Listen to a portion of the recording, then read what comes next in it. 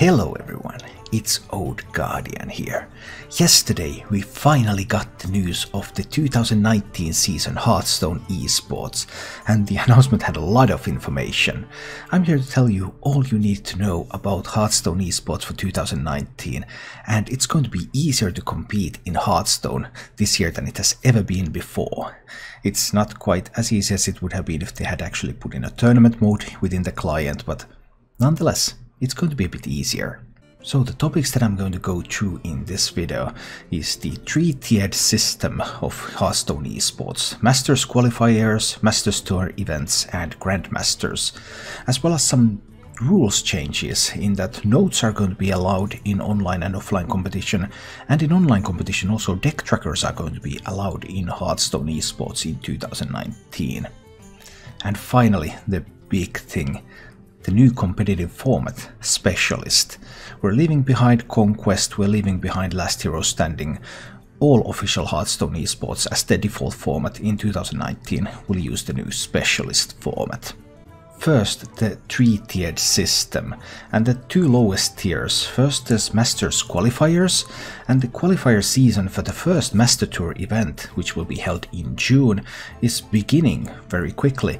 It begins at the beginning of March and extends until the end of April. Then the next qualifier season will be from May to June, and finally there will be a qualifier season from July to August for other Masters Tour events. There will be 3 big LAN events, and the qualifiers will take place online.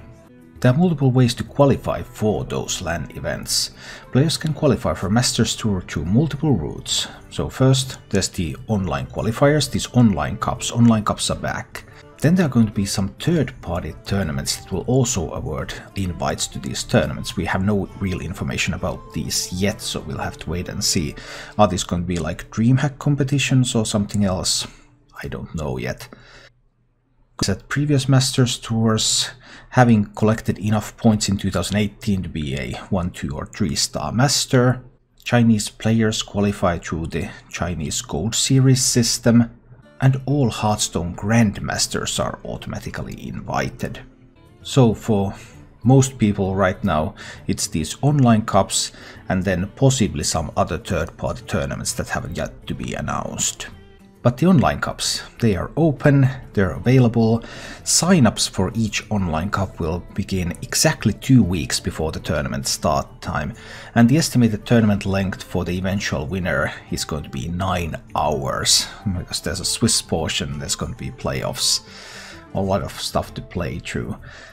And you can already sign up for many of these tournaments. So this is what it looks like. The first tournaments will be held on March 6th and on March 7th. They will be held on various servers, on Asia Pacific, on Europe, on Americas, and you need to play with the card collection you have on that particular server. The qualifiers themselves are not region locked. So if you live in Europe, you can play in Americas. If you live in Americas, you can still play in Asia Pacific qualifiers. Whatever fits the right time for you, but you need to have Hearthstone collection on the server, well, enough of a collection to build your tournament deck anyway. But with the new Specialist format, that might be a little bit easier than it was with Conquest. However, the first race is the race to sign up still. These online tournaments, they are all limited to 224 players. And this is the latest one that has opened for registration. It opened up like 2 hours ago. And currently there are 250 players registered. Some players from waiting list are going to get in, but yeah, at least now at the start the announcement is really fresh. People of course flocking in to see, well, okay, what's this all about? But right now, if you want to play in one of these tournaments, you better be ready 2 weeks before the start time to click yourself registered for that tournament. If you manage to get into one of these and you play in them, there's actually some prizes available, and of course the first place prize includes that invite to the Masters Tour, but actually more than half of the players who enter a tournament and play in it are going to receive Hearthstone packs, at least 1 pack. So even if you're not really planning to go to the Masters Tour events and you just want to play some tournament mode Hearthstone, there might be some packs up for grabs for you. However, if you do want to go to the Masters Tour, then there's some bad news for you, unfortunately. Because the Masters Tours, they are played in various locations around the world. Then the next one will be held in Las Vegas in the United States. And Blizzard is not going to give you any support for accommodation or travel. And only 1/3 of the players who compete at the Masters Tour will receive cash prizes. Which means that for 2/3 of the players who join, it's just going to cost them money. Obviously, if you have a team that's going to send you to these tournaments, then that's great. All you need to do is find a way to get your invite. But if you're just casually playing and you manage to get an invite, you might not be able to use it because it costs a lot of money to travel and stay at a hotel or something at the location.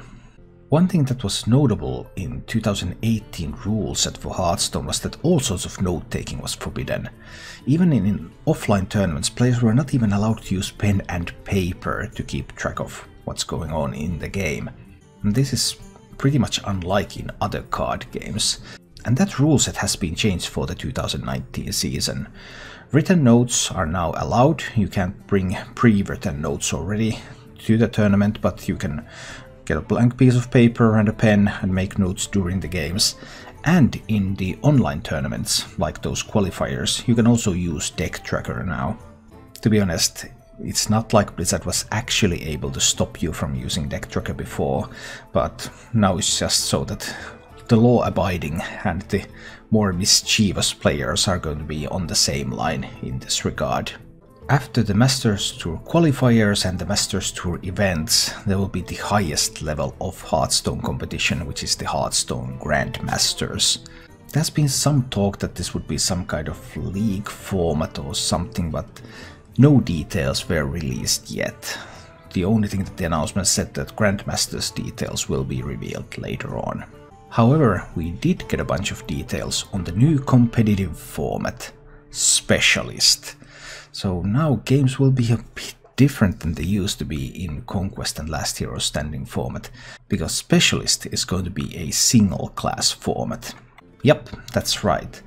There is a sort of sideboarding included. Sideboarding is something that happens in all the other card games basically, which is that you have your main deck and then you have a sideboard of cards, like maybe 10 cards or so, and you can switch cards between your main deck and your sideboard between the games during a match. A Specialist emulates this in making sideboard sort of blocks of card. So you will have your primary deck, you will have your secondary deck, and you will have your tertiary deck, and all of these have to be from the same class. Furthermore, compared to your primary deck, your secondary and tertiary deck have to have at least 25 of the same cards. So you're able to switch 5 cards around in order to build these other 2 decks. When you enter a match, both players will start with their primary deck. You're forced to play the first game of a match with your primary deck. After that, you can choose any of your decks, primary, secondary or tertiary, and your opponent will do the same, and neither of you is going to tell the other which one they pick, so it's a blind pick. And you can switch between these 3 decks as you like during the match, but you have to play the first game with your primary deck. The main format seems to be going to be best of 3, so you need 2 wins, but there are also some matches that will be played in a best of 5 format, so you need 3 wins. But you can switch between these decks as you please during those games. This means that there are multiple ways you can build this 3 similar deck lineup. You can use your actual main deck as your primary deck, then you have 2 other versions with up to 5 cards apart. You could also have some kind of a decked version as the primary deck. Then the neutral main deck would be one of the other decks.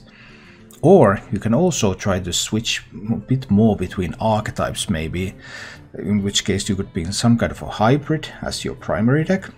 Then you could have your real main deck as a secondary or tertiary deck, and then you could have an alternative archetype as the secondary or tertiary deck, because this would then allow you to switch up to 10 cards between the actual main archetype you're running and this alternative archetype that you're running.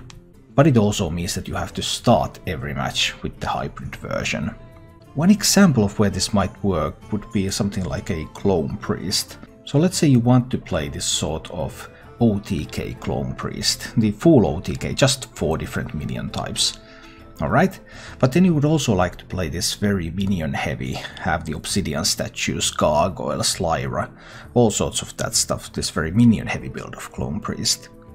And in these specific lists, you might of course be able to do this so that you can actually fit them in. But with these specific lists, there's a 6-card difference, and you can't have a 6-card difference between the primary deck and one of your other decks. However, if you include a hybrid version that runs a smaller minion package, just putting in Lich King and Witchwood Grizzly, then suddenly that deck is only 4 cards away from the minion heavy build and only 2 cards away from the full OTK build. So when that is the case, when you switch over and put your hybrid deck as your primary deck, so the one that you have to start with, then you can fit in both the minion heavy build and the full OTK build as your alternative deck choices. It will be interesting to see where this new specialist format is going to take us. Will people do stuff like this so that they can bring multiple archetypes? Will they just put in some tech choices? What about polarized decks? Can you really afford to bring something like an Odd Warrior to this type of tournament, and then you might just get hard countered and lose? Maybe you have to build more well-rounded archetypes. How many well-rounded archetypes are there in this game? So is the tournament meta going to be very similar? Is it going to be varied? There's so much we don't know yet. But one thing is for sure, because the specialist format only requires you to bring 1 class and 3 very similar decks within that class, that means that it is much easier to actually enter a Hearthstone tournament right now, because you used to need 4 classes, 4 decks, 4 good decks. Well, you could enter a tournament with bad decks as well, but then it wouldn't make much of a sense now, would it? But now if you have 1 really solid deck in your collection, and a couple of tech cards for that, then that already allows you to play specialist format tournaments. So this should make Hearthstone esports more accessible for everyone. It will be very interesting to see how all these online cups will catch on and what the specialist tournament format is going to give us. If you have never played competitive Hearthstone before but you're planning to do so, then now would be a pretty good time to start. And you can find the link to the registrations down in the description, so if you want to register for one of the online cups. But right now, as I said, the competition for registration is pretty fierce, so you want to be on there 2 weeks before the tournament starts. Thank you for watching. If you enjoyed the show, please click the like button and subscribe to my channel for more.